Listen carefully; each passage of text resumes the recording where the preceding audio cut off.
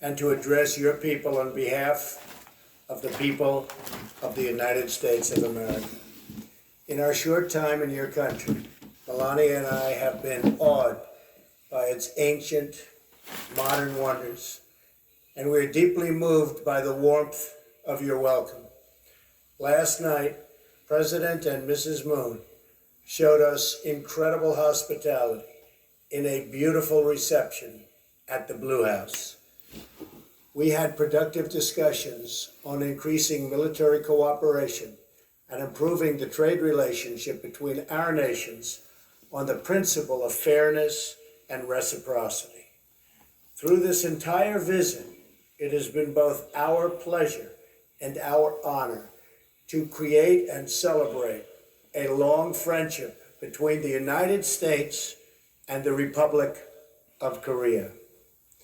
This alliance between our nations was forged in the crucible of war and strengthened by the trials of history.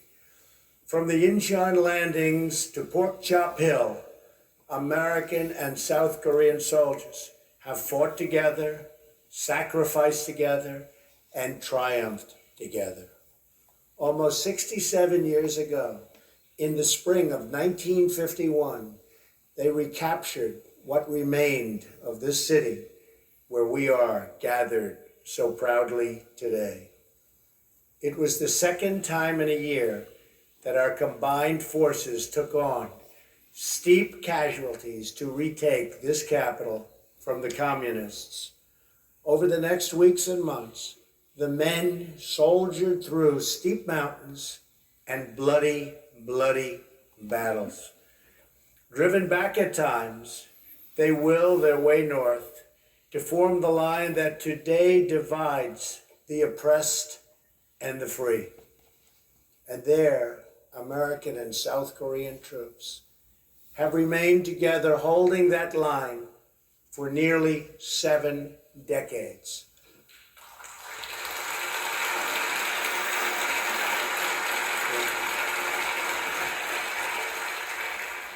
By the time the armistice was signed in 1953, more than 36,000 Americans had died in the Korean War, with more than 100,000 others very badly wounded. They are heroes, and we honor them. We also honor and remember the terrible price the people of your country paid for their freedom. You lost hundreds of thousands of brave soldiers and countless innocent civilians in that gruesome war. Much of this great city of Seoul was reduced to rubble.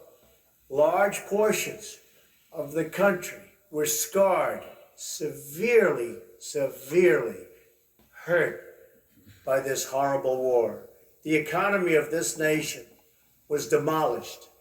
But as the entire world knows, over the next 2 generations, something miraculous happened on the southern half of this peninsula. Family by family, city by city, the people of South Korea built this country into what is today one of the great nations of the world, and I congratulate you.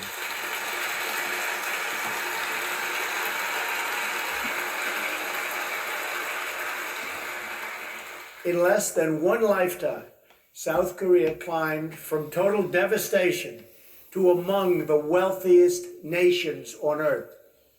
Today, your economy is more than 350 times larger than what it was in 1960. Trade has increased 1,900 times. Life expectancy has risen from just 53 years to more than 82 years today. Like Korea, and since my election exactly 1 year ago today, I celebrate with you.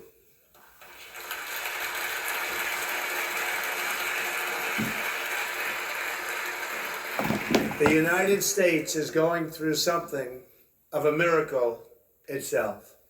Our stock market is at an all-time high. Unemployment is at a 17-year low. We are defeating ISIS. We are strengthening our judiciary, including a brilliant Supreme Court justice, and on and on and on. Currently stationed in the vicinity of this peninsula are the three largest aircraft carriers in the world, loaded to the maximum with magnificent F-35 and F-18 fighter jets. In addition, we have nuclear submarines appropriately positioned. The United States, under my administration, is completely rebuilding its military and is spending hundreds of billions of dollars to the newest and finest military equipment anywhere in the world being built right now. I want peace through strength.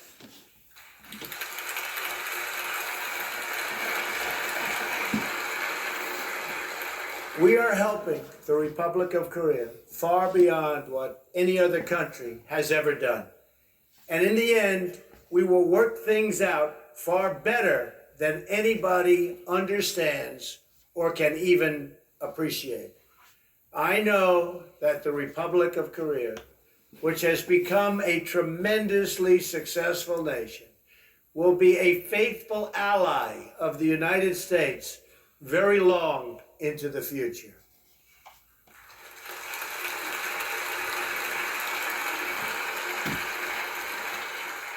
What you have built is truly an inspiration. Your economic transformation was linked to a political one. The proud, sovereign, and independent people of your nation demanded the right to govern themselves. You secured free parliamentary elections in 1988, the same year you hosted your first Olympics. Soon after, you elected your first civilian president in more than 3 decades. And when the republic you won faced financial crisis, you lined up by the millions to give your most prized possessions, your wedding rings, heirlooms, and gold luck keys, to restore the promise of a better future for your children.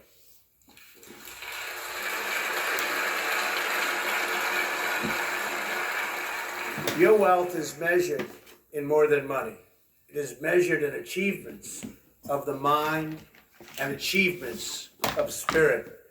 Over the last several decades, your scientists have engineered so many magnificent things. You've pushed the boundaries of technology, pioneered miraculous medical treatments, and emerged as leaders in unlocking the mysteries of our universe. Korean authors penned roughly 40,000 books this year. Korean musicians fill concert halls all around the world. Young Korean students graduate from college at the highest rates of any country. And Korean golfers are some of the best on earth.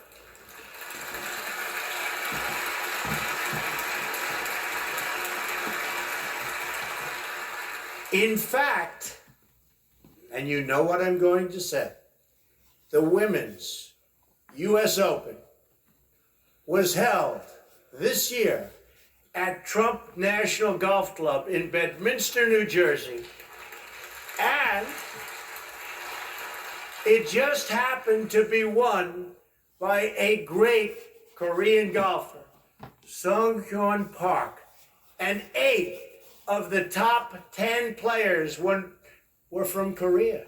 And the top 4 golfers, 1, 2, 3, 4, the top 4 were from Korea. Congratulations. Congratulations.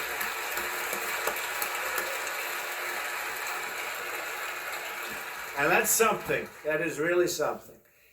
Here in Seoul, architectural wonders like the 63 building and the Lotte World Tower very beautiful, grace the sky and house the workers of many growing industries. Your citizens now help to feed the hungry, fight terrorism, and solve problems all over the world. And in a few months, you will host the world, and you will do a magnificent job at the 23rd Olympic Winter Games. Good luck.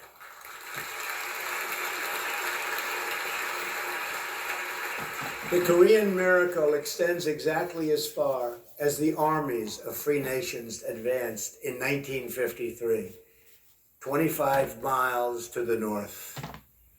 There it stops. It all comes to an end. Dead stop. The flourishing ends, and the prison state of North Korea sadly begins. Workers in North Korea labor grueling hours in unbearable conditions for almost no pay. Recently, the entire working population was ordered to work for 70 days straight, or else pay for a day of rest. Families live in homes without plumbing, and fewer than half have electricity. Parents bribe teachers in hopes of saving their sons and daughters from forced labor. More than 1 million North Koreans died of famine in the 1990s, and more continue to die of hunger today. Among children under the age of 5, nearly 30% of afflicted and are afflicted by stunted growth due to malnutrition. And yet, in 2012 and 2013, the regime spent an estimated $200 million, or almost half the money that it allocated to improve living standards for its people, to instead build even more monuments, towers, and statues to glorify its dictators. What remains of the meager harvest of the North Korean economy is distributed according to perceived loyalty to a twisted regime. Far from valuing its people as equal citizens, this cruel dictatorship measures them, scores them, and ranks them based on the most arbitrary indications of their allegiance to the state. Those who score the highest in loyalty may live in the capital city. Those who score the lowest starve.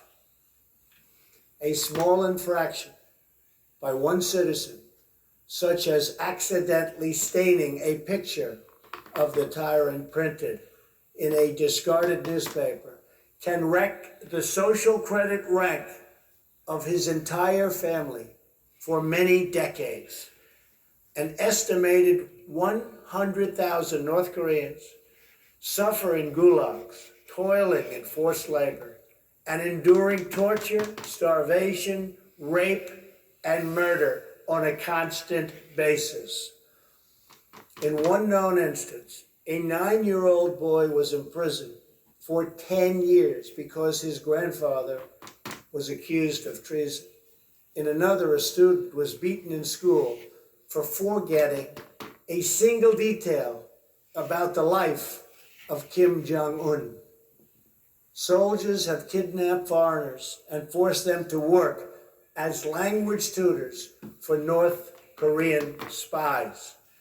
In the part of Korea that was a stronghold for Christianity before the war, Christians and other people of faith who were found praying or holding a religious book of any kind are now detained, tortured, and in many cases, even executed. North Korean women are forced to abort babies that are considered ethnically inferior. And if these babies are born, the newborns are murdered. One woman's baby, born to a Chinese father, was taken away in a bucket. The guard said it did not deserve to live because it was impure. So why would China feel an obligation to help North Korea. The horror of life in North Korea is so complete that citizens pay bribes to government officials to have themselves exported aboard as slaves. They would rather be slaves than live in North Korea. To attempt to flee is a crime punishable by death. One person who escaped remarked, "When I think about it now, I was not a human being. I was more like an animal. Only after leaving North Korea did I realize what life was supposed to be." And so, on this peninsula, we have watched the results of a tragic experiment in a laboratory of history. It is a tale of one people, but two Koreas. One Korea in which the people took control of their lives and their country and chose a future of freedom and justice, of civilization and incredible achievement. And another Korea in which leaders imprison their people under the banner of tyranny, fascism, and oppression. The result of this experiment are in, and they are totally conclusive. When the Korean War began in 1950, the two Koreas were approximately equal in GDP per capita. But by the 1990s, South Korea's wealth had surpassed North Korea's by more than 10 times. And today, the South's economy is over 40 times larger. So you started the same a short while ago, and now you're 40 times larger. You're doing something right. Considering the misery wrought by the North Korean dictatorship, it is no surprise that it has been forced to take increasingly desperate measures to prevent its people from understanding this brutal contrast. Because the regime fears the truth above all else, it forbids virtually all contact with the outside world. Not just my speech today, but even the most commonplace facts of South Korean life are forbidden knowledge to the North Korean people. Western and South Korean music is banned. Possession of foreign media is a crime, punishable by death. Citizens spy on fellow citizens. Their homes are subject to search at any time, and their every action is subject to surveillance. In place of a vibrant society, the people of North Korea are bombarded by state propaganda practically every waking hour of the day. North Korea is a country ruled as a cult. At the center of this military cult is a deranged belief in the leader's destiny to rule as parent protector over a conquered Korean peninsula and an enslaved Korean people.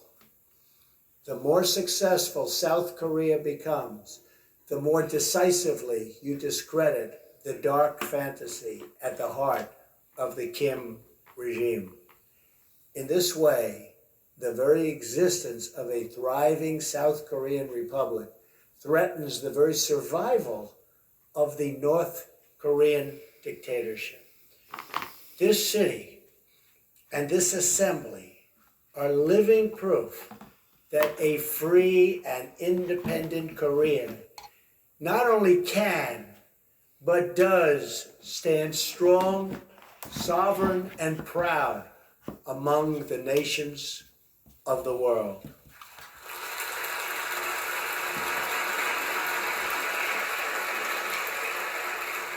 Here, the strength of the nation does not come from the false glory of a tyrant. It comes from the true and powerful glory of a strong and great people, the people of the Republic of Korea. A Korean people who are free to live to flourish, to worship, to love, to build, and to grow their own destiny. In this republic, the people have done what no dictator ever could. You took, with the help of the United States, responsibility for yourselves and ownership of your future. You had a dream, a Korean dream, and you built that dream into a great reality. In so doing, you performed the miracle on the Han that we see all around us, from the stunning skyline of Seoul to the plains and peaks of this beautiful landscape. You have done it freely. You have done it happily. And you have done it in your own very beautiful way. This reality, this wonderful place, your success, is the greatest cause of anxiety, alarm, and even panic to the North Korean regime. That is why the Kim regime seeks conflict abroad to distract from total failure that they suffer at home. Since the so-called armistice, there have been hundreds of North Korean attacks on Americans and South Koreans. These attacks have included the capture and torture of the brave American soldiers of the USS Pueblo, repeated assaults on American helicopters, and the 1969 drowning of a U.S. surveillance plane that killed 31 American servicemen.